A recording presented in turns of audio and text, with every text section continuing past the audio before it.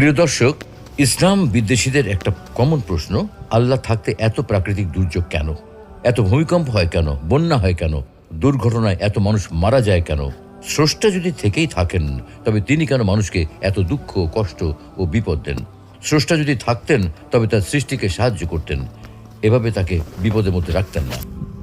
আমরাও অনেক সময় বলি, আল্লাহ কেন আমাকে এত কষ্টের জীবন দিলেন, যেখানে অন্যরা কত শান্তিতে আছে? আমার কপালে এরকম শয়তান স্বামী পড়লো কেন? আমার কপালে এরকম জল্লাদ বউ পড়লো কেন? আমি তো 5 ওয়াক্ত নামাজ পড়ি, রোজা রাখি, কোনোদিন ঘুষ খাইনি, কিন্তু তারপরেও আমার ক্যান্সার হলো কেন?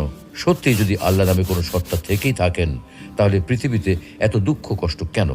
আসলে পৃথিবীতে কোনো সমস্যা থাকার মানে এই নয় যে কোনো পরম করুণাময় সৃষ্টিকর্তা নেই, বরং এটাই প্রমাণ হয় যে আমি সৃষ্টিকর্তা সম্পর্কে নিজে নিজে কিছু একটা ধারণা করে বসে আছি, যা মোটেও সঠিক নয়। বিশ্বের 40% মানুষের